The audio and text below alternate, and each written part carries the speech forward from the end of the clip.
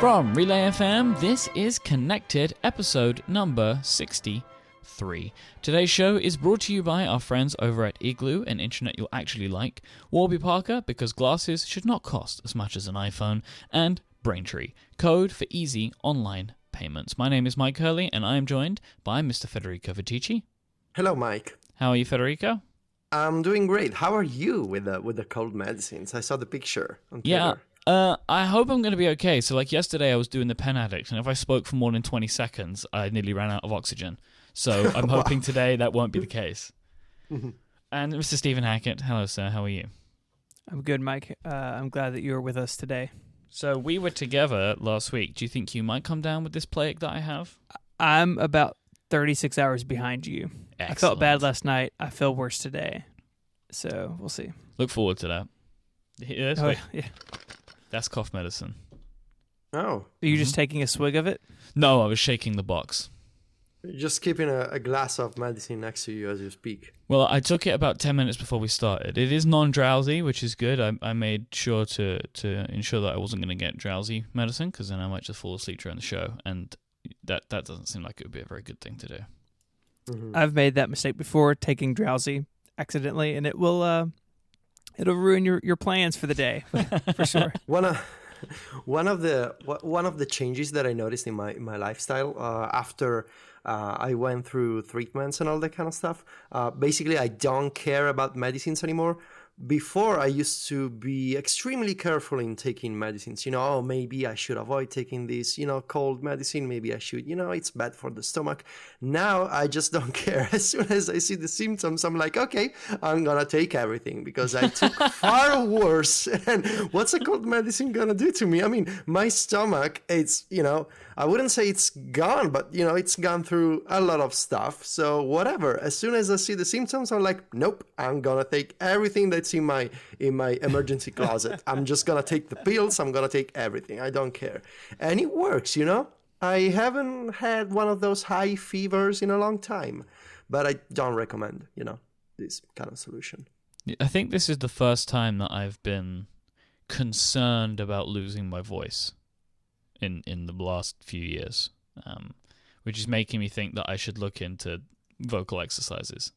You gotta put an insurance on your throat, Myke. I had once considered that, but that seems a bit too diva-ish, It's like a football player insuring his leg or something. I'm not going to do that. Yes. Anyway, so Stephen, we were at Release Notes, and whilst at Release Notes, you received an incredible gift.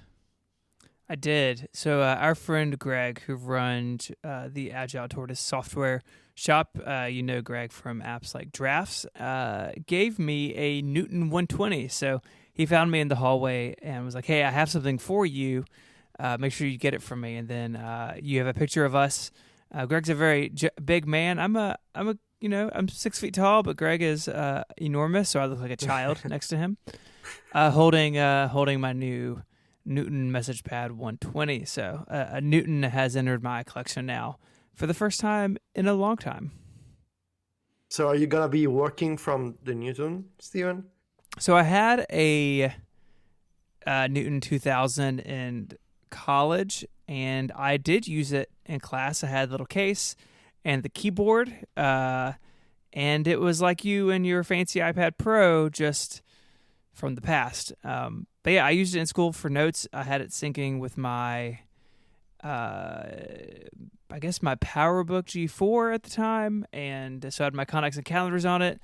I had email on it. I got .Mac email working on it, and it was on the school wireless, and it was pretty awesome. But then I needed some cash to pay off my wife's engagement ring, so I sold it, and I've not had one since. So Greg has reignited my love of the Newton, and we'll see where that leads me. But my thanks to Greg and everyone. People were like coming up to me, like wanted to see it and stuff. And this came up because last week I finally got around to posting my collections. There's a link in the show notes to a GitHub page where I keep an inventory of my collection, and the Newton has been added to that list as of the other night. So my thanks to Greg for edging me on in my collecting of things. What are you going to do with all this stuff? More importantly, Steven, at which point do you become a hoarder of stuff? I think it's past that point now. I think hoarding. I think the difference between collecting and hoarding. And please email anyone but me about this. What I'm getting ready to say. Send Casey Liss all of my email.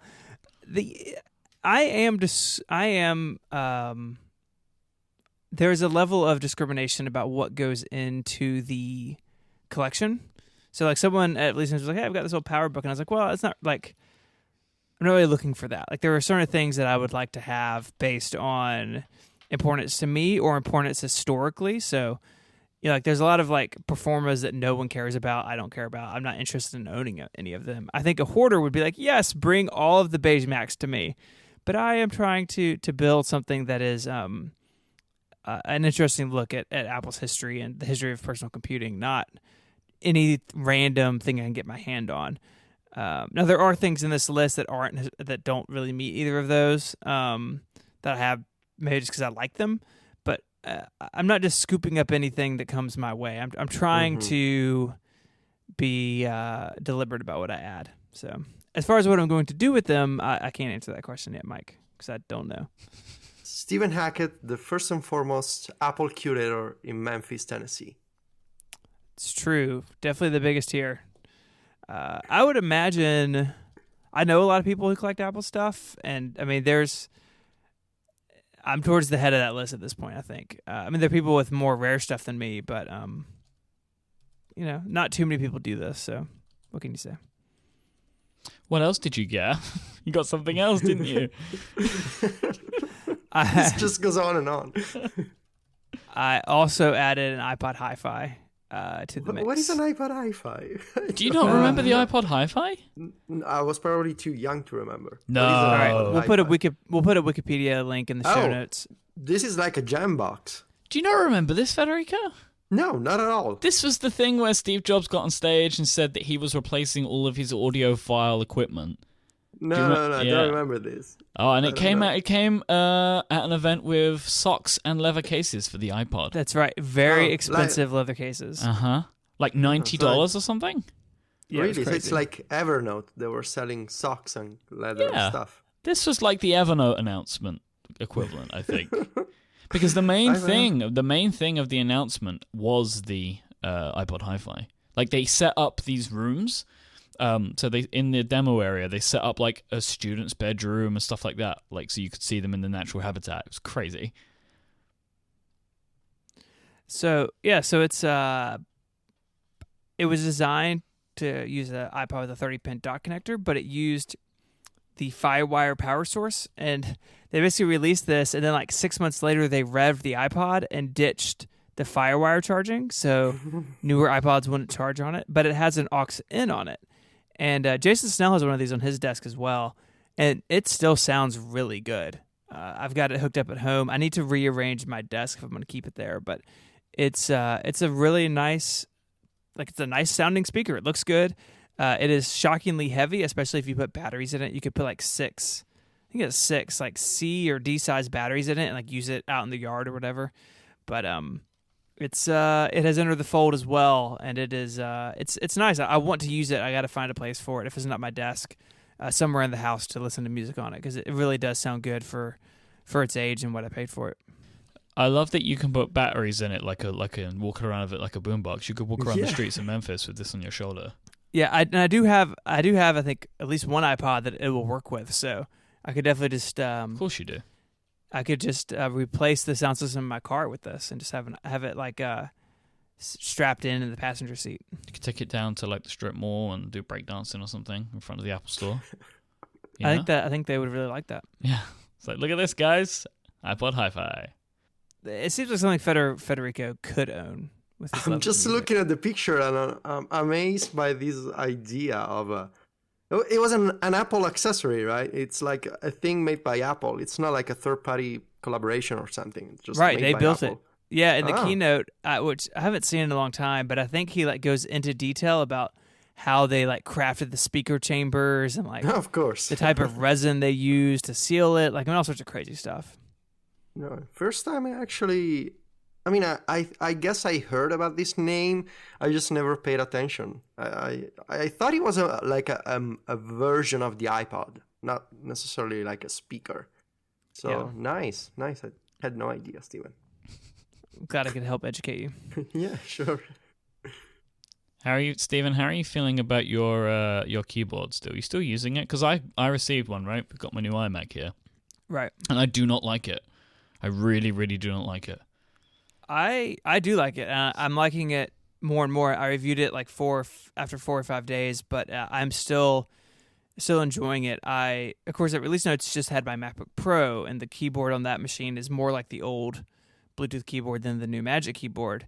And I was typing on the MacBook Pro, and I was like, I wish this was a little firmer. So it's already sort of taken over in my brain that this is the way Apple's keyboard should be, and not what's on my laptop.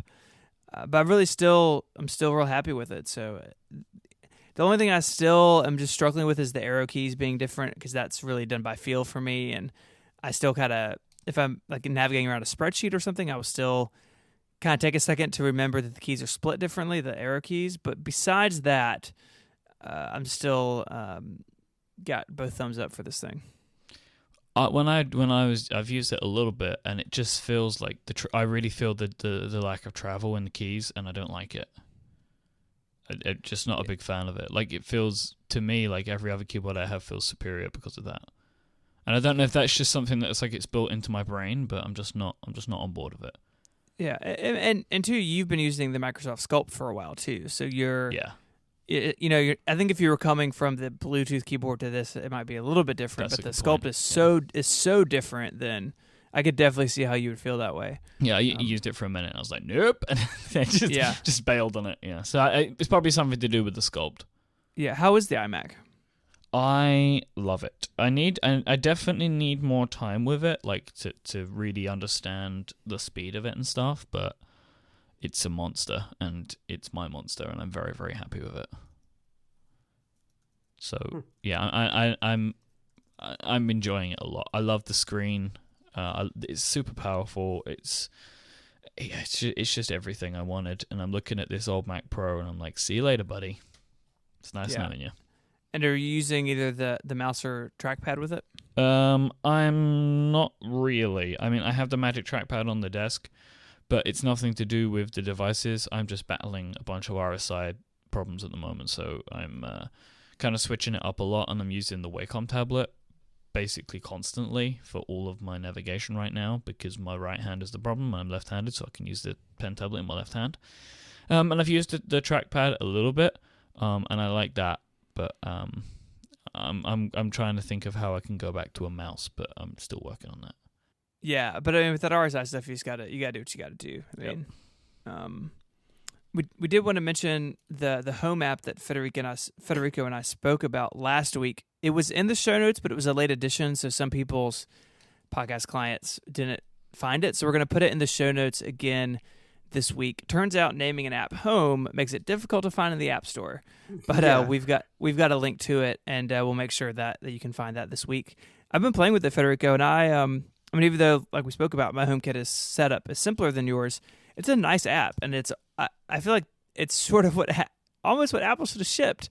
Yeah. But it's a nice addition. I think if you're doing a lot of HomeKit stuff, you should definitely check out this app. It's worth the price for sure. If I could follow up on last week's episode, because obviously I listened to it, HomeKit sounds like a bit of a disaster. Yep. Well, because this is the type of stuff that, so when it works, it seems like it works great. But this is stuff that you need to work 100% of the time, right? If I'm going to trust my iPhone to unlock my door, right, that needs to work. Or if I'm going to trust my iPhone to turn my lights on, like, all of those things I want to happen. I don't want them to be like, maybe they'll work sometimes. I'm not interested in that. Well, yeah, you don't want to be stuck in the dark yelling commands at Siri to turn on your lights. Exactly. Like, that's silly. Guys, I have some follow-up for you, speaking of HomeKit and the Apple TV. And so you guys may remember that I complained about the Apple TV not working for remote access for me. Mm-hmm. And I got some feedback from some listeners telling me to reboot my Apple TV or to sign out from my iCloud account and to sign back in. I just didn't want to try that. I was really disappointed. So the other day, 2 days ago, I was at a birthday party with some friends, and we were. So my friends here in Rome, they usually, we go to this park, like after dinner at midnight, and like we bring a cake, we bring some some beers, some cocktails, and we drink in this park. And it's a very I realize it's a very teenagery thing to do. But makes you sound like a little teenage yob or something. Yeah, it's basically that. And so this is Silvia's hip hop group. So these guys, they bring a stereo, they put on some music. It's kind of, you should get an iPod Hi-Fi for them. Yeah, for sure. So we were there. We were celebrating my friend, and so some of my friends started drinking, and one of them started drinking quite heavily. And at one point, he was beyond the tipsy level of drinking. And we start talking about the Apple TV. And obviously. Yeah. I was okay. I wasn't drinking because I needed to drive. And so these guys start saying, what's the Apple TV? And I started explaining what the Apple TV is. And basically, I ended up selling my Apple TV to this drunk person. And I had this guy come over at my house at 2 a.m. and I gave him my Apple TV for like 50 euros. And because I just don't care. I'm like, look, I bought this Apple TV last week. I don't use it. I don't want to put it up on eBay because I don't have the time or patience. I just don't need it. I'm going to buy the new one to go on my Apple TV. And he was all excited by apparently he was really into the idea of streaming YouTube videos to his TV with an Apple TV. So I wouldn't say that I took advantage of this person, because the following day he texted me back asking for instructions and kind of like tips and tricks. So maybe, in the moment he was kind of more excited than normal to get an Apple TV, but he stuck with this decision. So I'm no longer an owner of an Apple TV 3rd generation, and I'm waiting for the next one. I just thought you guys might like my story. Well, at least now I know the best way to get rid of my Mac Pro. Oh yeah. Just go to a park. Yeah, that's all it takes. Go to a park, get people to drink, and start talking about your Apple accessories. You're gonna find someone who is interested in one of those. On that note, let's take our first break for this week's episode, and we want to thank Braintree for supporting today's show. Code for easy online payments. If you're a mobile app developer, you should be checking out Braintree. Braintree is the payment solution that was used by so many companies. Companies like Uber, Airbnb, Hotel Tonight, Living Social, and Munchery. Big players. And they use Braintree because they have made the payment experiences completely seamless and magical. And now you can add a similar experience to your own app too. Braintree has excellent customer service and really simple integrations. Braintree can really help you get ready to receive the payments that you need quickly. Braintree's continuous support plus fast payouts means that you'll be prepared as your company grows from your first dollar to your billionth. Braintree is also helping solve the problem of mobile cart abandonment. So this is when people put stuff in the shopping cart and then just leave it, by offering a best-in-class mobile checkout experience. And they make payment experiences in some of your favorite apps seamless and magical. Now you can add a similar experience to your own app too. With Braintree, you'll get a full-stack payment solution with support for all types of payment and everything that your customers may want, like PayPal, Apple Pay, Bitcoin, Venmo, cards, and more. With just a single integration, you get access to all of these different payment types. Braintree is with you across all platforms, and with superior fraud protection and their fantastic customer service and fast payouts, you'll be super happy to know that you have Braintree on your side. If you want to find out more, then you need to go to braintreepayments.com/connected, and you'll get your first $50,000 in transactions fee-free. That's braintreepayments.com/connected. Thank you so much to Braintree for their support of today's episode. So the Apple TV went for pre-order as we record this yesterday morning. Let's see what you guys feel about this. It sort of just happened, right? I was just kind of on Twitter in a waiting room, and all of a sudden people were like, oh, the Apple TV's for sale now. There was no Apple didn't pre-announce a time. Like, there are people on Twitter like, what time is it going to be? They're just like, burp, it's here, and you can order it. And so I did, and I believe that, Federico, you did as well. Yeah. What about you, Myke? Because you and I were going back and forth on this, right? I didn't want one. I don't want one, right? Like, I don't want one at all. But I understand you, Myke, very much. I feel like I just had to get one because otherwise I'm just going to be the person on the show going like, I don't know, what does the Apple TV do? So like I spent the money on one because I felt like I needed one so I could sound smart like a smart person rather than dumb like a dumb person on the shows.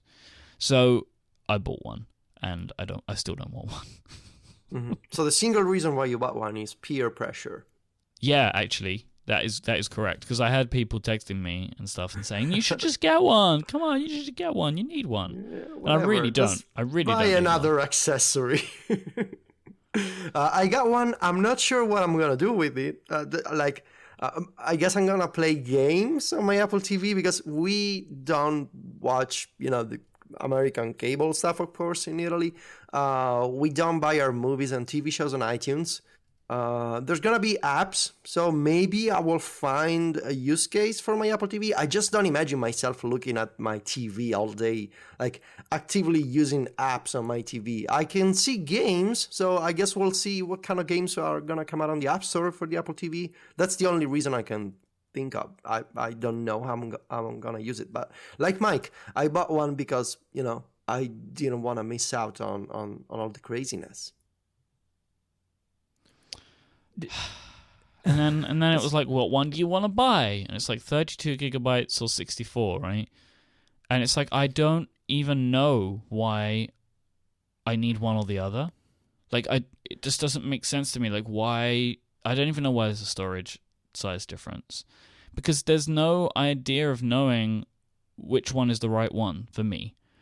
Do you see what I mean? Like, I'm just looking at it and I'm like, I don't know why I'd want 32 or 64. Because I'm not going to be putting any videos on it, I would assume. Like, it's all going to stream. Like, how big are the apps going to be? I don't know. What did you guys get? I went with 32 just because I didn't want one anyway, so I wasn't going to pay for the 64. Me too. I just got the base model.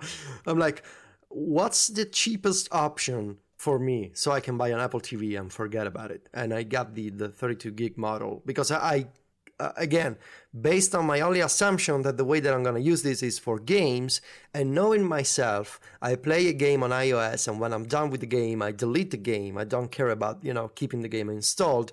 I guess that, 32 gigs will be okay for me in terms of storage. What did you do, Steven? I opted for the bigger of the two. Oh. But like we've been talking about, like Apple TV is television in our house, and while I don't see us playing a ton of games, I did not order a game controller, which I want to ask you guys in a second if you did.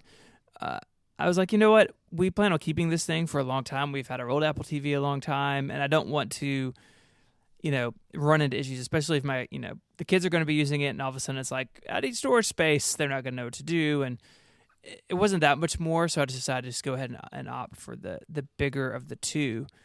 It's not like, to your point, guys, about the streaming bit. Like, it's not like it used to be where the first Apple TV, you sync stuff over. Like, it was basically an iPod plugged into your television. I mean, this thing is designed to stream, and I really think the only thing it's going to be storing locally is game assets. And, of course, they're doing there's a link in the show notes to Polygon. They're doing the app sizing and the slicing and stuff to pull down assets on demand. And I imagine if you game a lot, you'll use more of that disk. But my thought was it's not that much more, and I don't want to have any issues with it, so I opted for the bigger of the two sizes. But I did not order a game controller. What about you guys? Did you even look at them? No. I looked at them just because somebody tweeted to them, and it was funny. I clicked the page and got a 404, but I just looked at it, like not with any intention to buy one, because I'm not that interested in it, like because I want to see how it goes, right? Like I want to see if there are games that require like a good controller, because in theory, they're saying that every app has to use the standard remote. So you'd like to think that all games will be okay to play irrespective of what controller you're using. I want to see if there's any games that come out that are even worth a full controller for. Because like if everything's like Crossy Road, then it's going to be fine. Yeah. Obviously, I'd like to think it's not going to be like that. It seems like there are developers that are doing more stuff with it, but I want to see what kind of the offering is like before I decide to drop the money on that, because those things are nearly as expensive as the Apple TV itself.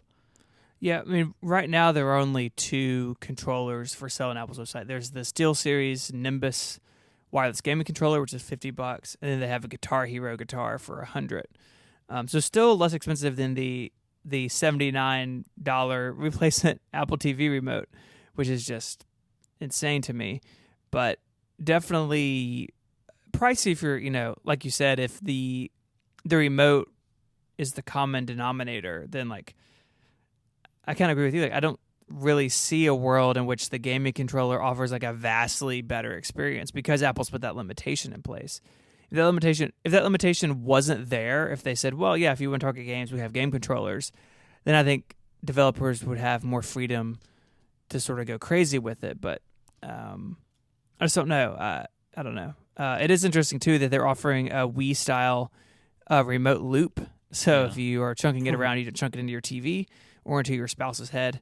And that's $13 on Apple's website. Which is, 13 anyway. I'm interested maybe in the Guitar Hero controller. Yeah. Right, yeah. because I need to pick a platform for Guitar Hero if I want to play the new Guitar Hero.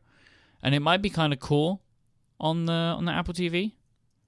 Yeah. I'm really struggling. Like I'm looking on the UK website and I cannot find where this stuff goes. Like where is the stuff? Where are the controllers? Nah. I wish the store would come back. There's one point that I want to make about the software aspect of the app slicing and the on-demand resources. So I was reading through, and I even linked to this Polygon article. There's great explanation of how game developers will have to adjust to these new storage features on the Apple TV. And one question that keeps coming back to me is, so the majority of games on iOS are the kind of arcade games where it's a bunch of levels and you either collect points or stars and you proceed through these levels, but you can always go back and redo a previous stage if you want to get a higher score or collect all the stars and, all the other collectible items, that kind of stuff.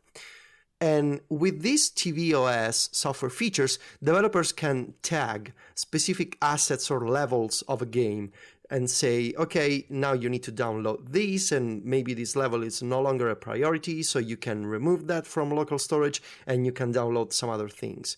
So what Apple is doing here, to me, it seems that it makes sense for story-driven games where you proceed in the story and you no longer see a previous stage or area or characters in the game. So something like an Uncharted game or something like an RPG where you go from like initial stages and areas and then you proceed through the story and you don't see those places anymore, so you can remove them from storage. But because the majority of iOS games, something like, I don't know, Angry Birds or, I'm just thinking of all these other games where it's a bunch of worlds and levels and you can always go back. So what happens if, I'm playing a game on my Apple TV, and I assume that, at least for now, the majority of Apple TV games will be modeled after iOS games. What happens if I want to go back to World 2 and I want to play level 10, and for some reason it's no longer available? I need to sit back and wait for the level to download? Yeah. That's what makes me skeptical of developers actually adopting these technologies. I don't know. I guess it makes sense for games with a story where you don't see initial stages or tutorials anymore. But for arcade games organized in levels and based on high scores and points, I just struggle to see how it's going to work in practice. I think the bigger issue, because, the level-based games, you can assume that the majority of people aren't going back and playing... there will be people that do it, and when you do that, you just have to wait, right? If you want to go back and play World 2 level 10, You'll just have to wait for it to download. I think the bigger problem is in like open world or bigger games. Like, how could they come to the Apple TV? Like something like a Grand Theft Auto, because you've got to be able, like, that would have to be some really, really impressive content delivery, like to be able to load the specific part of the world that you need to be in at a certain period of time. That type of game feels like it's kind of walled off from being able to do this. Although it does say that it can kind of download 2 gigabytes of levels, right? Like, so maybe you could just tag the game map as 2 gigabytes and it downloads that. I'm sure that there'll be developers that work their way around it. But it does seem to pose some difficult, different design decisions in the minds of developers as to how they're going to be able to effectively implement these changes. You also get an additional 20 gigs of storage in iCloud, so maybe, 22 gigs in total will be okay for game developers who want to do that kind of game on Apple TV. I don't know. It's just a different, and the Polygon article does a great job at explaining this, just a different way of structuring a game for a TV. Yeah. I really don't know what kind of a game experiences we'll see on the tvOS App Store. The demo from the Apple event was not a good one. So we'll see. I have no idea what to expect. So something interesting while we're talking about apps, a friend of mine who is going through App Review right now, who has been going around and around through App Review, has kind of anecdotally said to me that it feels like that Apple's App Review for the tvOS is kind of like original iPhone levels of picky about human interface stuff, like way harsher than the watch, for example. So it's and this is been punctuated by other people. Like, for example, Daniel Jalkut got his app rejected for not being useful enough, and he was building a white noise app for the Apple TV. So it's interesting to me if they are being, and it does seem like, from stuff that we're seeing, that Apple are being quite particular of the type of stuff that they're letting on the TV.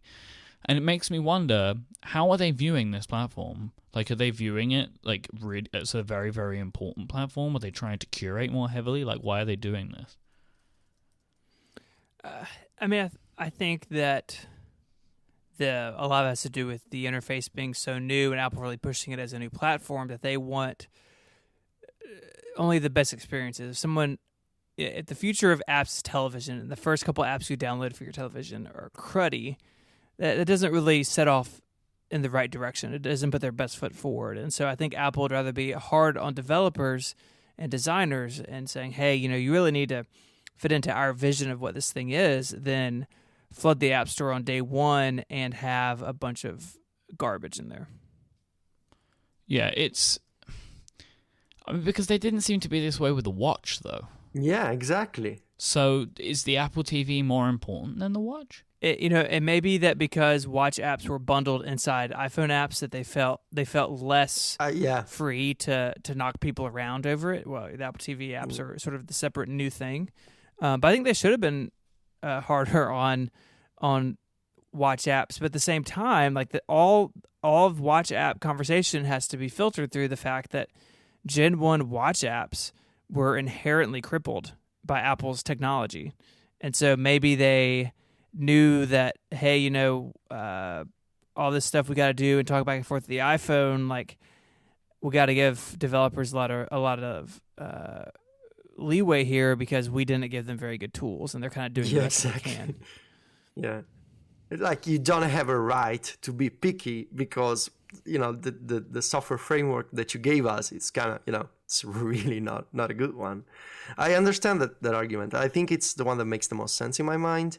Whereas with the TV App Store, it's a new thing, it's separate apps, it's not dependent on an iPhone, so they think they can be picky and to really choose the kind of apps that they want to showcase, at least right now. I really don't know what to think. Again, no idea. I know that there's a bunch of... I'm getting emails this week about all these new Apple TV apps coming, and it's all over the place, and there's apps for to set your TV with a particular ambient music, or like there's some iPhone and iPad apps that are getting Apple TV versions, and I'm like, why are you making an Apple TV version of this? It doesn't make any sense when it's on your iPhone and iPad and even the Mac. Why does it need to be on the television? So at least judging from my email inbox, it seems that there's, at least from, it's a very limited pool of data, but it's the same story with the iPad, with the watch, with the Apple TV. There's some apps that will make sense on the TV. Some other apps are just conversions from existing platforms that don't necessarily make sense on a TV, which is, Apple wants it to be a whole new platform, a whole new ecosystem. And I don't think that, making the utility that makes sense on the iPhone to bring it to the TV, I don't think it makes sense. Well, I guess we'll see. I don't know. My girlfriend is making fun of me for buying another Apple TV. It does seem a bit crazy because you just bought one. Considering the experience of buying an old Apple TV and selling it to a drunk person, but maybe this one will be better, Hey, maybe it'll actually work with HomeKit. Yeah, I'm intrigued about it, but I'm not excited about it. So, it should arrive before next week, and I'm interested to see what type of stuff is going to be on the platform, just so I can, as usual, see what have developers envisioned as being an Apple TV app. I saw, Daniel Pasca of Black Pixel tweeted about NetNewsWire today, and it just is a nice looking RSS reader for the TV, which is an interesting use case, right? You get your news in the morning or something by looking at what comes up on the screen, but it's just I just don't know if this is a platform that I would use very much. I haven't really got a sense for that yet, and I don't know if that's just me, because there seems to be a lot of people that are really excited about this. So I think it's just my own use case. I think it's because we don't have kids, Myke. I think that is a big part of it. So we should have kids to enjoy the Apple TV. Yeah, that's to ensure you get the entire experience. That's a step way past buying an Apple TV so you can talk about it on a podcast. Having a child so you can test Apple products for a podcast. That's commitment. Your life decisions, but that doesn't seem like a great reason to become a parent. I don't know. What do I know? I don't know. Myke, I agree with you that there's some apps out there that, or that we've heard about or people are talking about that I don't see myself using, but at the same time, I think anytime there's a new platform, especially one that's so radically different, I think there's a lot of opportunity for some exciting stuff we haven't seen elsewhere, things like status. What's the status board app from Panic? Whatever it's called. Status board, isn't it? Is it just called status board? That's yes. What? That's my app name. is named app. Things like that. The Apple TV is great, in the living room, but there are a lot of them used in businesses and in schools and stuff for just having a way to get content onto a display. And so for that sort of use case, I think there's a lot of interesting things that developers could do, turning the Apple TV plus a television into some sort of smart display that can do more.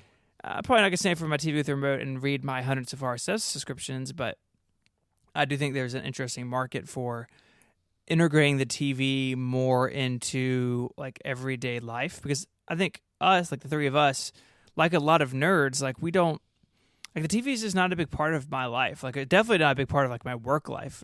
We'll sit down and watch a movie or something, but at no point am I standing in front of my television for work or integrating that into my workflow. And maybe there's an opportunity there for the Apple TV to make the television itself smarter and more useful in work environments. And from that angle, I think the Apple TV is pretty exciting as far as a platform goes. Here's another potential problem for me, and why maybe I don't see the Apple TV as that exciting. The TV that I'll be plugging the Apple TV in is on the same desk as my iMac. Huh. Yeah. So at that point, it's that smart stuff. I could probably just access most of it on my Mac. So that might be part of my problem here. You must have a big desk. It's Myke. a very big desk. Ah, nice. Yeah. Yeah. But I mean, that's you. But I mean, I think a lot of people. I know. I'm saying that's why I think I might not be excited about it. I know that the majority of people don't have the TVs and their Macs in the same physical location, but I do. Gotcha. Do people actually watch TV during the day? This is a honest question. I have no idea. Yeah, of course they do. Otherwise, they wouldn't be programming. Oh, yeah, right. I mean, we don't, but lots and lots and lots of people do. Mm-hmm. Let's take a break, and then we talk about Steve Jobs' movie that none of us have seen. This week's episode is brought to you by Warby Parker. Look, it's simple. Glasses should not cost as much as an iPhone, but far too often they do. And this is where Warby Parker can help you, glasses wearer. Warby Parker's prescription glasses start at $95, and they include prescription lenses in that price. And these aren't just ugly, cheap-looking designs at these prices either. Warby Parker believes that glasses should be viewed as a fashion accessory, just like a bag, a shoe, necktie, a hat, or even that lovely watch that you wear on your wrist. Warby Parker want you to look good in your glasses, and they do just that with their really great-looking designs. If you're going to wear something on your face all day, they should look good. Warby Parker also have a titanium collection that starts at $145, also including prescription lenses. They feature premium Japanese titanium and French non-rocking screws. I don't know what that means, but it sounds cool. Like if I want all of my screws to be non-rocking. That just sounds like a good thing. But all of their glasses also include anti-reflective and anti-glare coating. There is no additional cost for any of that. And you'll also get yourself a lovely little hard case and cleaning cloth too. There are no additional items that you're going to need to purchase. But the best part about all of Warby Parker is their home try-on experience. Now, Stephen, I know that you have done the Warby Parker home try-on in the past. Could you tell our listeners why you think it's awesome?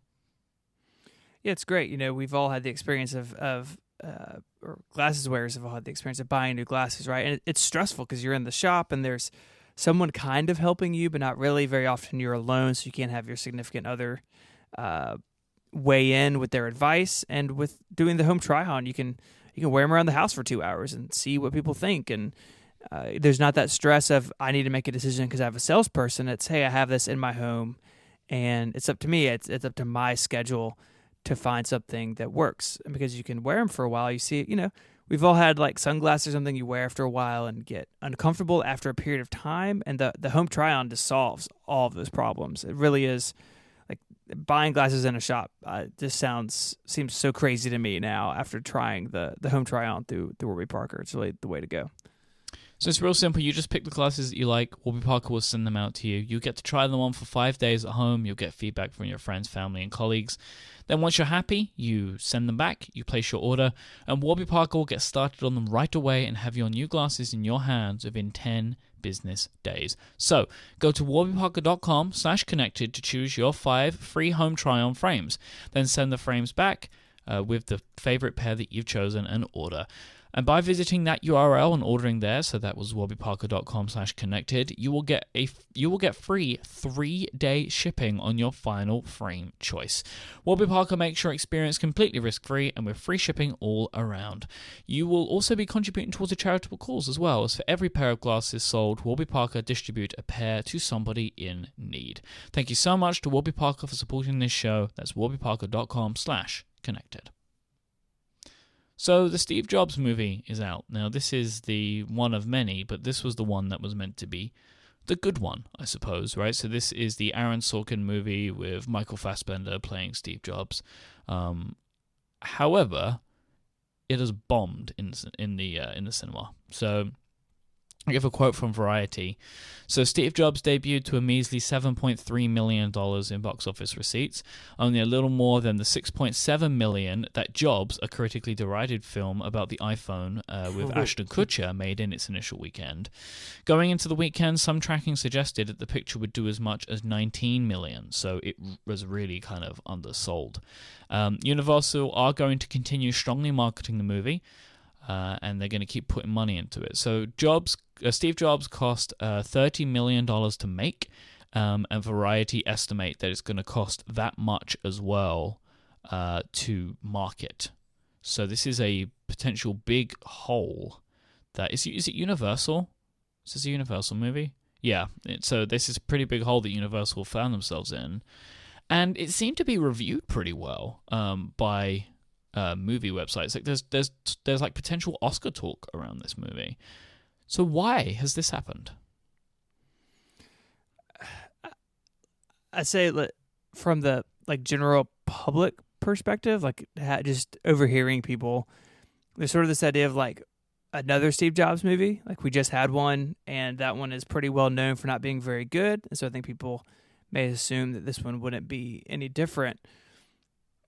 I think there's sort of a Steve Jobs overload in out in the world right now, and we can get to why nerds don't like it, but I can't help but think it's like a little too soon after the last one to really be seen in a different light. I think the failure of the previous movie has not done much to help this one. Can I just be that guy? I don't know the actor. Who's this person? Michael Fassbender. Okay. You might not know him. The rest of the world knows him. He's in all the X-Men movies. Is he as famous as DiCaprio? Maybe now. Like, I mean, if you look at some of the stuff that... Michael Fassbender is currently in more blockbuster movies than DiCaprio is, because Fassbender is working more. It doesn't sound as famous as DiCaprio. Well, or Christian DiCaprio Bale. is historically famous. Right? Yeah, I don't know. I'm not a movie person, but I know DiCaprio. Then you're the wrong and I know... person to make this decision. I'm just saying, I'm not a movie person, but I know DiCaprio is. I know Christian Bale is. It's the guy who played Batman, right? And I never heard of this Fassbender. Okay, well, he has been nominated for an Oscar. If that helps sure. He was in just Prometheus. Saying, He's been in the X-Men movie people movies. Get upset really easily. He's going to play the Assassin's Creed movie. Oh, there's going to be an Assassin's Creed movie. I bet that's going to be great. Well, I know we all know it's going to suck, but this is just my kind of showing to you that he is a very, very big Hollywood star. Okay. So just trust me on that one. So if I ask any friend of mine who Michael Fassbender is, they're going to say, yes, we know Michael Fassbender. I can't guarantee that all of your friends will know, but this is... Find the drunk guy in the park. Look on his... Okay, Federico, I'm going to put his IMDb into the chat room, right? So you can go and check it, and I'll put it in the show notes, and you can see the massively long list of movies this guy's been in the last 10 years, and how many he has coming up. Let's just say that he is a very big movie star. X-Men. He does superhero stuff, which I don't follow. I know, but you also have to remember that superhero movies are the biggest movies now. So you don't know him because for whatever reason. Okay. But the issue is not the actor, the cast, right?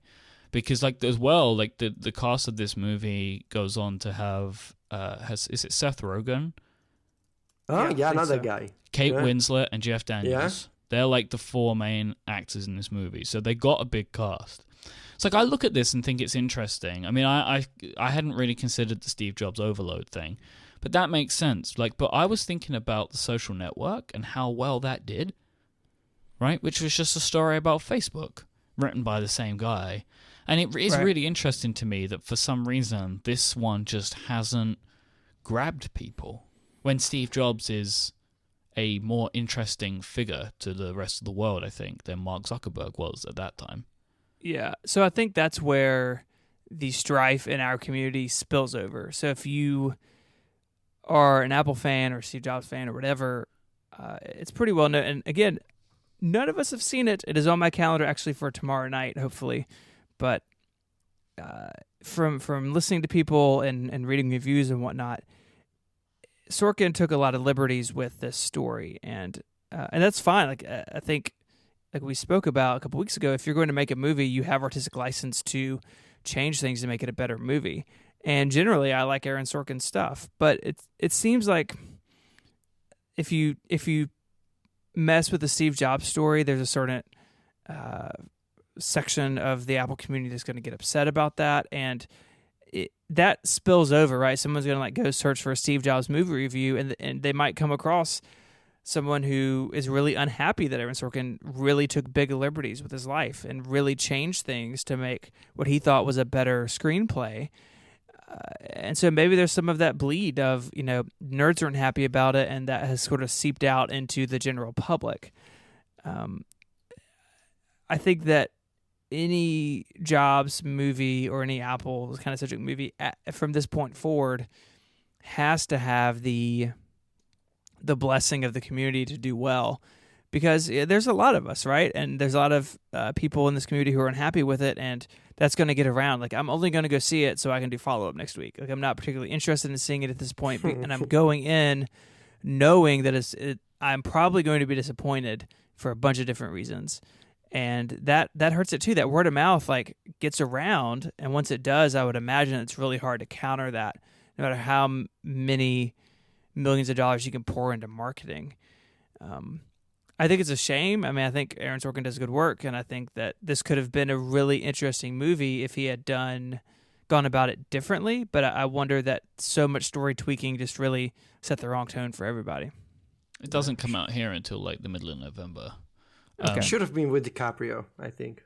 So yeah, that was the thing, right? So DiCaprio, I'm a big fan of and would love to have seen him, but he seemed, the reports are that he got basically Laurent Powell Jobs called him and said don't do it, and the same for Christian Bale as well. But the thing was, it seems like it doesn't matter who the actor was, the story was always gonna be the same. It could have been, however it was acted isn't the issue. Like, most people's issue seems to be the way that it was structured in the story that was told. Because, there's a great episode of the Control Alt Delete podcast from The Verge, which is actually becoming one of my favorite shows. I actually really, really like this show. And in it, Walt Mossberg basically expresses his extreme unhappiness about the way that the movie portrays Jobs. And he tells some stories of his own to try and highlight why he thinks the movie is bad. And he doesn't like that it fictionalized things to a point, and feels like overall, and a lot of people said this, it doesn't paint a full picture of Steve Jobs. It stops at the iPod, right? So it misses out the best, kind of all of Jobs' best work, right? Which came afterwards, like the iPhone, the iPad, and everything else that came after it.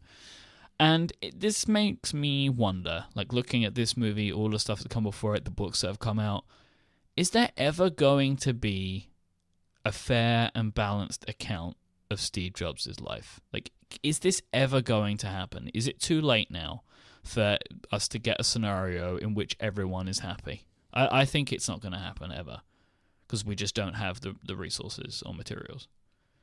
I guess that in most cases, normal life doesn't make for a great movie. Well, I mean, yeah, but mine and your lives maybe, but... So have you seen The Social Network? Because that is a really great movie. However, in the same issue, Zuckerberg says that a lot of it is falsified. Like, it's not true. Or, like, is fictionalized. So, like, this kind of got me wondering, though, like, will there ever even be a book? Because books can go into more detail, right? And it seems like the two books that have come out, kind of the biggest books that have come out, like the Isaacson book and the Schindler book, there still seems to be a lot of people that are unhappy with it. Like, the Schindler book seems to have gotten Apple's blessing, but still people seem to not be happy. Like, I'm just thinking at this point, there's never going to be an account of Steve Jobs' life which is going to make everyone happy, because the man isn't alive anymore to do it himself. I think that the second book you referenced, Becoming Steve Jobs, is, between those two, a much better book. But even there's this problem in telling the story, right? That the story is still ongoing from the Apple perspective.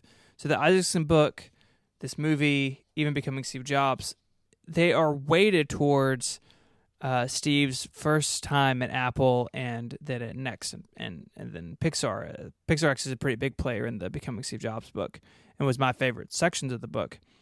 But telling the story of Steve Jobs' return to Apple, a lot of that is still locked up from a company perspective. A lot of people who can tell those stories aren't able to because they're still in them. And so I wouldn't say never, but I would say it's going to be a while. I mean, I do think there's an opportunity for 10, 15, 20 years down the road for a book that does interview people who were there with Jobs and who have been gone for a long time from Apple, or as Apple has moved on, those people are more willing to talk about things. But, right now, like, I'm sure there's really interesting stories locked up in Jobs' second time at Apple that no one knows, because the people who are part of those stories just can't talk about them. And maybe those people will never talk. Like, I don't know if someone like Phil Schiller's ever going to have a book written about his career, but I do think there's an opportunity for that, but not anytime soon. And so I'm hesitant to see any more about Jobs' life or history of Apple or any of that sort of content, any sort of that stuff, until we sort of move past that era at Apple. And that's happening now, but all those same people are there, Cook and Apple's board have done a really good job at keeping the executive team basically the same as under Jobs, and so all those same players are still involved. Until that's not true, I don't see the opportunity for somebody to come up with something new that is really powerful in any new way. Federico, I want to ask you, do you Yes. think we need this? Do we need a story of Jobs' life which is more full and has the stuff that we don't know?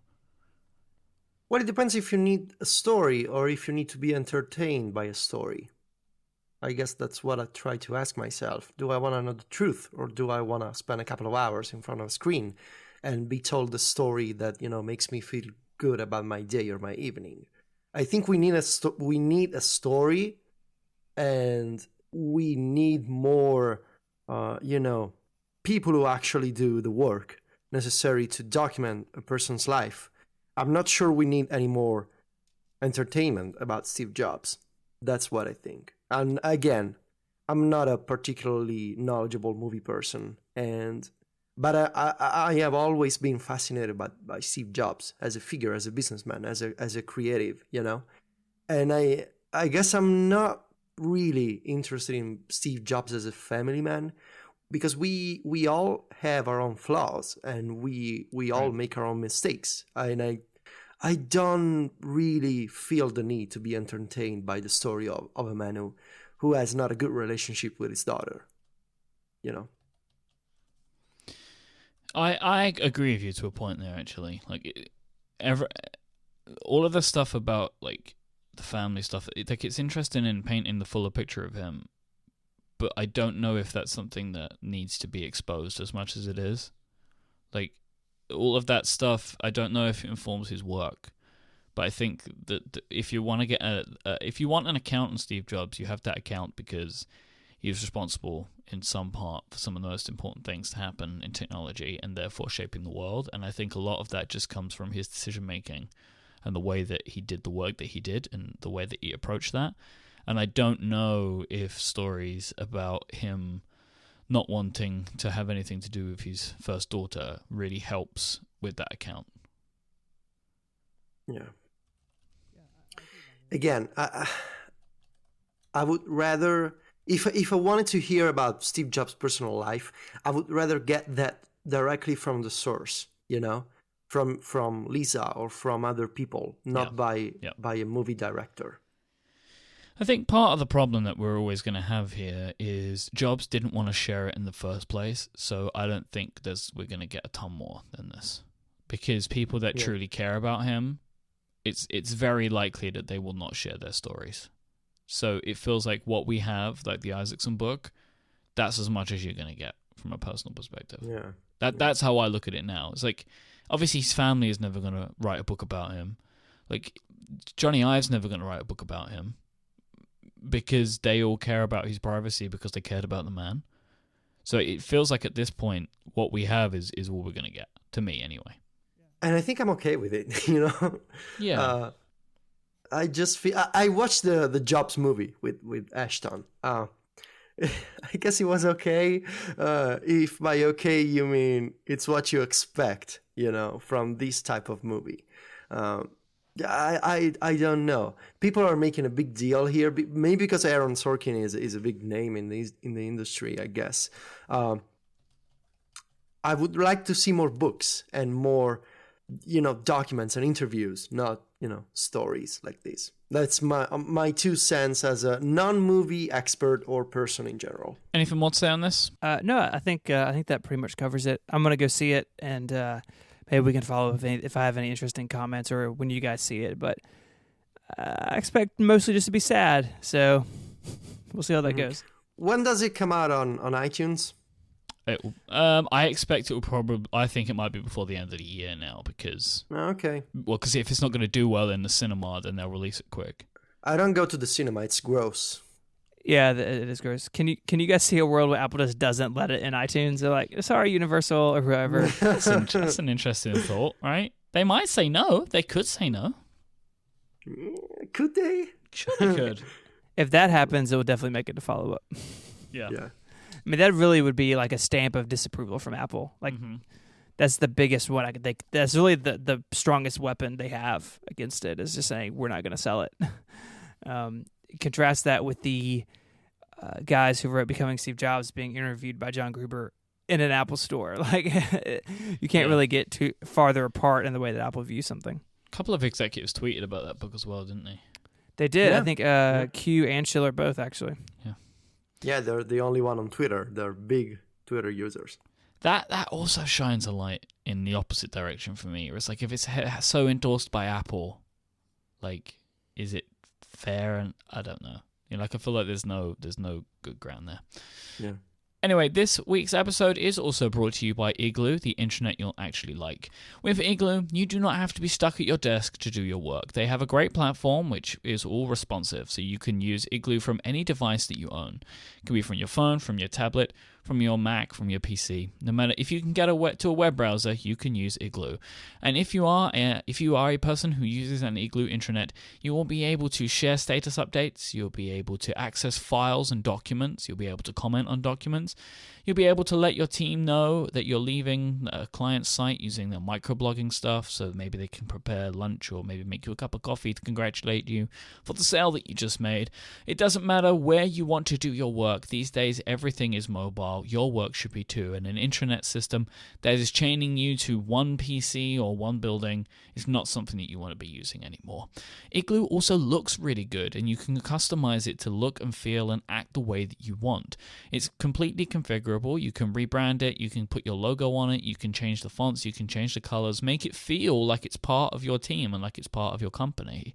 And you can also, with role-based access permissions and group spaces, you're able to give different teams different parts of the system. So, for example, if one team needs the document previewing engine and another team doesn't, or one team needs the social stuff, so like the microblogging, you can enable it and disable it where needed.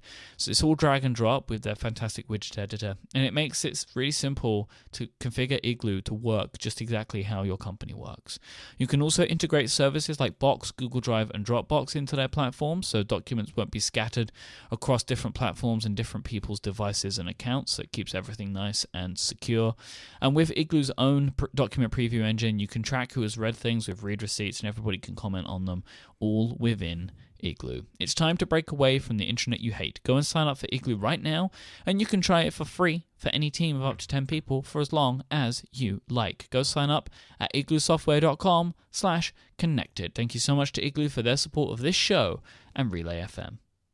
So earlier, or this week or late last week, our friend Fraser Spears from the Out of School podcast got some time with an iPad Pro at a private event in London.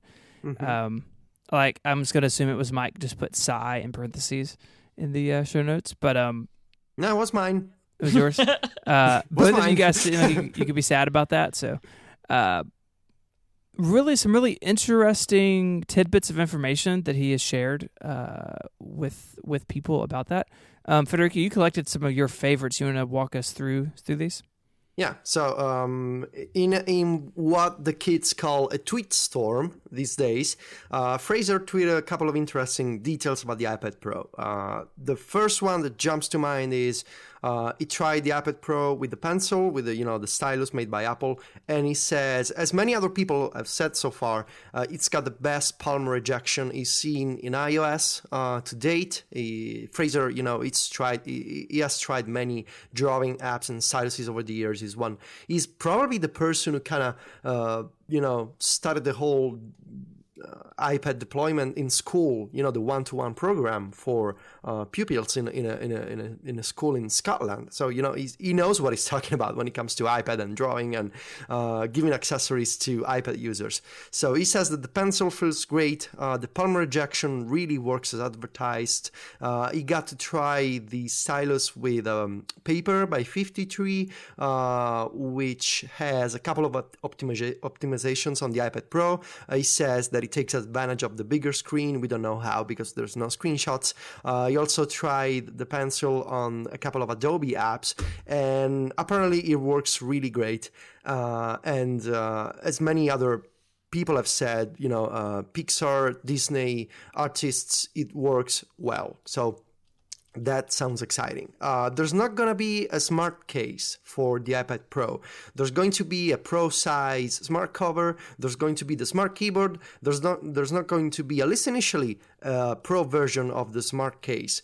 To which I ask the question, does anyone even remember the iPad smart case? Because some people do use them and like them. Oh, yeah? Yeah. Oh. I mean, I think the reason... Well, yeah, because Fraser put a little sadness emoji. I think he wants a smart case. And I can see why for him, with what he uses and what he does with iPads, right? So, putting them in schools and stuff, having a case that goes all the way around with the smart cover functionality, I guess could be really good, right? If you want to keep the device protected, that one maybe seems like the best option because you also get the benefit of the smart cover, right? But I would never use a smart case. I worry less about breaking my iPad by dropping it, even though in theory it's probably easier to drop because the weight and the center of gravity and stuff. I'm almost convinced that I will on multiple occasions flip my iPad Pro over accidentally, right? I'm holding it in the bottom corner and I hit something on the top and it just flips, right? Because I could just imagine the center of gravity being all kinds of crazy on a device that big, but we'll wait and see about that. Yeah, he said that the weight distribution on the iPad Pro is not as bad as you'd imagine given the bigger size. Okay. It doesn't feel as lightweight as an iPad Air 2, and it doesn't know if you're going to be able to hold it with one hand, in between your thumb and your index finger for prolonged periods of time. Apple wants you to believe that you will be capable of doing that based on marketing images. I don't know what kind of hand training these Apple marketing people go through to shoot those photos, but he says it's most likely you're gonna be resting the iPad Pro on your arm when you use it. When you want to hold it upright in portrait mode, maybe you're just gonna rest it, on your arm so you can use it. We'll see. The smart keyboard, he says, it's more similar to the Logitech Keys to Go external keyboard, which means I think it's similar to a Surface keyboard. So it's there's no travel to the keys. You just press, and it's not like a physical keyboard that you guys like. There's no travel here. It's like a single, very thin surface, and you just press the keys. Like a membrane type thing. Yeah, I know it's not that. I know because Apple are using those that new butterfly switch, but I guess because of the covering over the top, it maybe even feels like it moves less. Mm-hmm. Yeah, that makes me sad to hear. Out of all of this, and I don't know what I was expecting, but there are iPad keyboards out there that do have a clicky feel to them and do feel like real keyboards, and this seems like it's not that thing. Yeah, and especially, I want to see how long it'll take companies like Logitech or maybe Belkin to make keyboards with actual keys that connect with the smart connector to the iPad Pro. I know that Logitech already has an announcement. I haven't seen any by other companies. So, I'm curious to see how long it'll take third-party manufacturers to take advantage of that piece of hardware.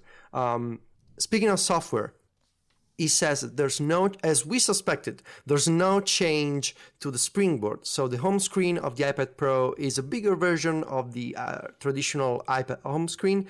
The only change is that instead of 6 or 7 apps that you see in the Command tab switcher, you get 8 on the iPad Pro. So I guess yay for bigger screen. There's no other change, really. The layout of the apps is the same. Folders are the same. Control center, I'm interested in seeing how it'll scale in landscape mode. we mentioned this a couple of episodes ago. We were talking about the iPad Pro.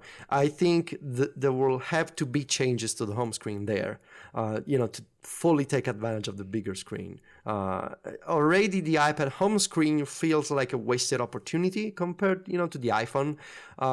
I can imagine on the Pro, again, Control Center, I want to see what they do there, because I haven't seen any screenshots or videos with that specific portion of iOS. I think the thing that surprises me the most about this is like that you don't just do the obvious, which is just put more icons on the home screen. Yeah. Or something. I mean, something, exactly. Yeah, like I know I'd like to see more stuff done with it, but like, the obvious one is just you've got the space, put the icons on at least, rather than just making the gaps between them bigger. Yeah, I mean, compared to an iPad mini, it being the same really is pretty ridiculous. I mean, the iPad Air 2 already, that home screen feels, like you said, Federico, wasted in a way.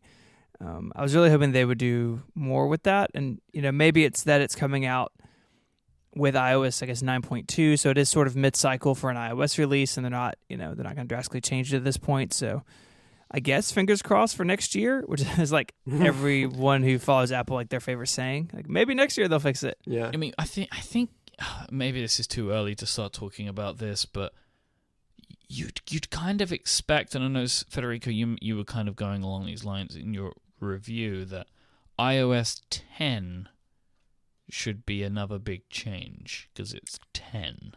Yeah.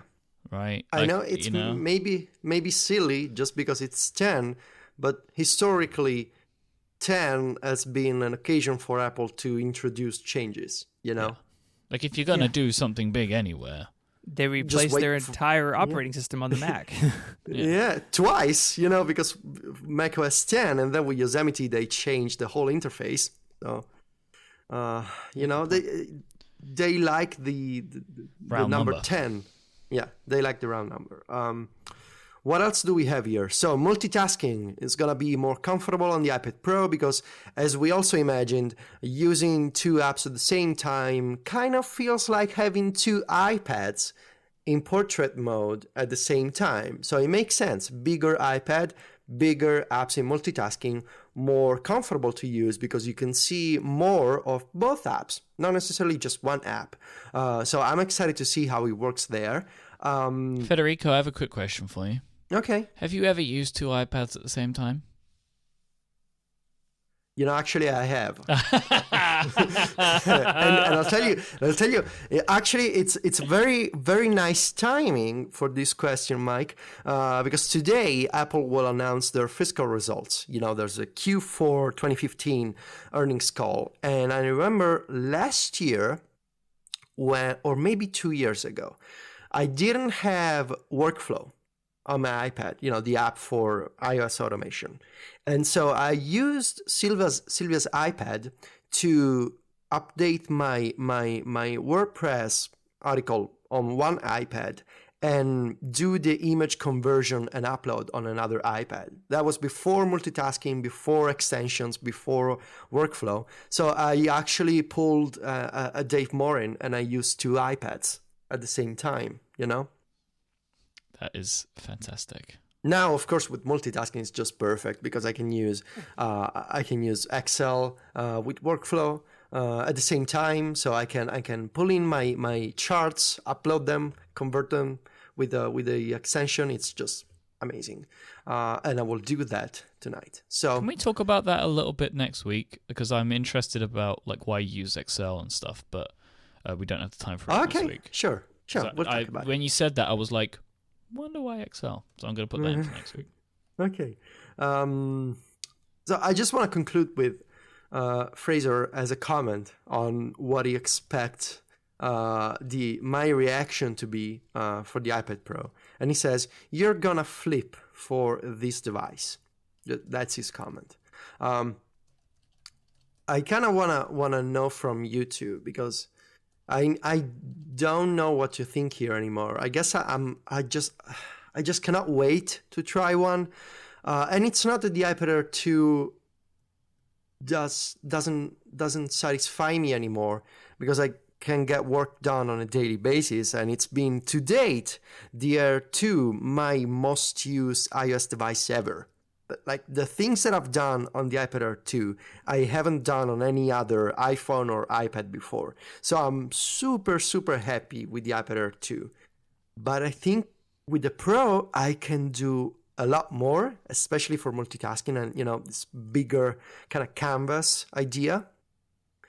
But I'm concerned about the portability, holding the iPad with my hands, which I also do a lot when I walk around the house or work from, I don't know, when I'm waiting in some, like at the doctor's office, or I'm waiting in the car, and I'm concerned there that, it's just too big.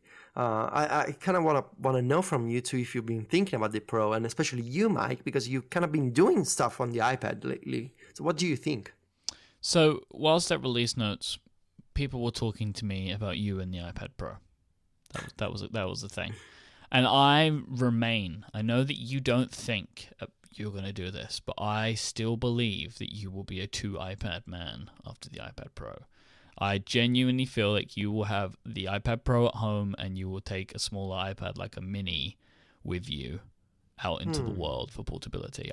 Because I understand in what Fraser is saying, just looking at that where he says you're going to flip, you're going to go crazy for this thing, because you've been so far out of the mindset of like a home computer and a travel computer for so long now, because your main computer has been fine for traveling with, but the iPad Pro is potentially going to be a little bit too big for you to take to the beach.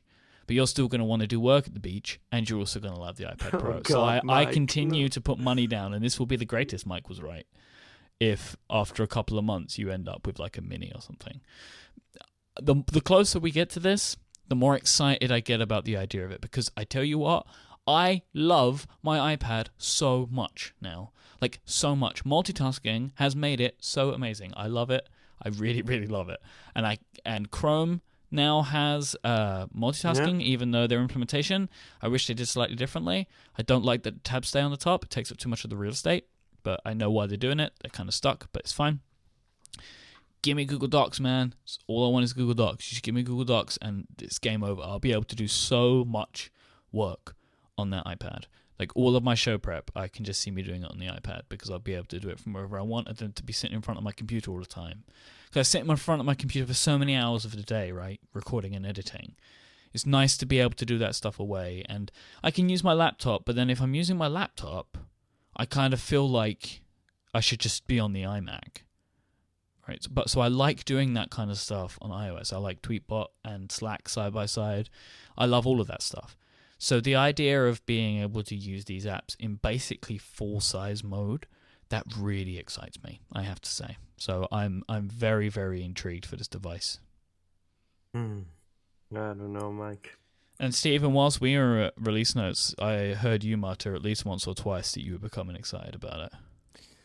Yeah, I think like you guys, iOS 9 has changed the game, and I can do more on my iPad, but one of the reasons I still don't is that the split screen is still pretty snug, depending on what you're doing, and you're still kind of doing some juggling in and out of, at least I am, multitasking modes. And so, yeah, I think that it would be interesting to see, and I am interested in the pencil, even though I'm not an artist by any means, but I'm interested to see how they do it. So I think I'm where you were a couple of weeks ago, Myke, that I'm definitely willing to pick one up to try it out, and the question will be, is something that I keep and incorporate in my life. Most of the time, no matter how good my intentions are, my iPad Air 2 is still more consumption, and I wonder if the screen size and the power will be what tipped that in the other direction for me. So I'm interested in trying it. I just don't know if it'll be something that sticks around, if that makes sense. Any more interesting tidbits from Federico that you found that you like? I was reading through his tweets again last night. Another one was, it has a work feel to it, the iPad Pro. And I guess of course, it makes sense because it's a bigger iPad, with a keyboard, and it's basically a MacBook. And he also says you're gonna use this more at a desk instead of holding the iPad and walking around, which is what concerns me and what leads you to think that I will end up with 2 iPads. I really don't know what to think anymore. It's one of those things, okay, just let me use one and then I will decide. Because in theory, awesome. I can use two apps at the same time. They're bigger, they're more powerful. The speakers, they're louder. I can listen to music better on the iPad Pro. And I'm no artist, so I don't know if I will buy a pencil because every time I try to buy iPad Styly, it just I feel bad, I can barely draw my name, and I just suck at drawings. I will probably buy the smart keyboard because I want to try it, but I don't know if it'll be for me. I just want to get the device, and the model that I'm considering is, of course, the top of the line, 128 gigs, Wi-Fi and cellular, because I need my 4G LTE, and it'll probably cost €1,000 and maybe more. We don't know when it's coming. They said November, but we don't know anything else at this point. I guess we'll just keep waiting. We'll see. It's bigger. I guess it's better in terms of software and power, seeing more at the same time. That's the kind of stuff that intrigues me. Portability and, the weight and holding the iPad, which is an essential aspect for me. I don't know how it'll work out. I really don't want to be the guy with two iPads, Myke. You're going to be that guy, I'm telling you. You gotta talk to Sylvia for me about that, because I cannot have this discussion with her, two iPads. She'll just ban me from our household. So now your plan is, you're listening to it, you're thinking it sounds like a good idea, so you want me to convince your girlfriend. Is that what you're saying? No, I'm saying if it's the only possible solution to keep me happy, you will have to talk to her for me. Okay. Okay? I can do that. I'll tell her it's all about the moneta, right? Yeah. Try that, Myke. That's a good idea. I'll try that. Do you have anything else you wanted to mention? I hope it's not the end of November, but maybe mid-November, because the wait is killing me. That's what you'll be saying after you get one as well. Myke. Fired. Yes, thank you, Steven. Let's wrap up. That's the end of this week's episode, everyone. If you want to find our show notes, you can go and head over to relay.fm/connected/63. I was really proud of that joke, by the way. If you want to find all of us online, there's a couple of places you can do that. Oh, we should mention, Steven has a Nexus. He just got a new Nexus. What one did you get? The 5X? The 5X. So we're going to talk about it a little bit next week. If you have any questions about that, you should send them in with the hashtag ISMHNexus, which Stephen has chosen. We can tweet about that as well, because now that I started the wrap-up of the show, I don't know how many people continue listening. So I guess we'll find out, right, if they continue to tweet. If you do listen to the end of the show, like if you're listening to me right now, just tweet at Stephen anyway and tell him. He really likes to hear from you all. And if you want to do that, you can tweet at ISMH. And you'll get the lovely Mr. Stephen Hackett. If you'd like to find Federico, he's at Viticci, Viticci, and I am at iMyke, IMYKE. Stephen also writes over at 512pixels.net and co-hosts Liftoff on Relay FM. Federico writes at macstories.net and co-hosts Virtual with me on Relay FM. I host many other shows. You can find this show, all those shows, and all the great shows at relay.fm. Thanks so much to our sponsors this week, the good people over at Braintree, Igloo, and Warby Parker. And we'll be back next time. Until then, say goodbye, guys. Arrivederci. Adios.